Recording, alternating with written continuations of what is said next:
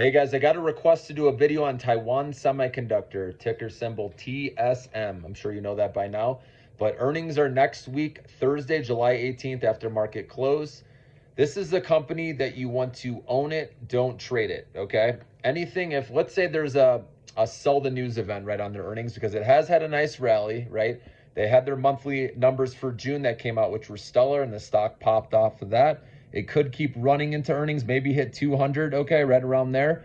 And then if there's a dip around earnings because maybe they miss on earnings per share slightly or they're spending more money than people thought, it's just a dip buying opportunity, guys. You got to keep the long-term mindset with this company because they are leading the AI chip boom, okay? Remember, 60% of all chips in the world come from Taiwan Semiconductor. And 92% of all advanced chips in the world come from Taiwan Semiconductor. So that's why you want to own it and don't trade it. Even though, let's say they have an earthquake there again, or tsunami, whatever it is there, okay? And let's say that affects operations, okay? Yes, you'll probably see a dip.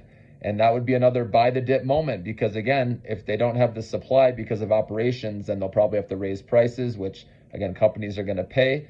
And again, as long as supply is less than demand, remember, it's all about supply and demand. That's why this stock's going to continue to go up, at least for the next couple of years, because companies have already said, the majority of companies said they are going to be spending heavily on AI over the next couple of years. So that means Taiwan Semiconductor's chips are going to be in high demand, okay? While CapEx spending is still high from companies, okay? So at least for the next couple of years, you can count on this stock to keep going up. And yes, there's going to be dips along the way. I know a lot of people are worried about China invading Taiwan, but remember, Taiwan Semiconductor is building plants in the US, which will be done in probably the next couple of years, okay, maybe 3 years.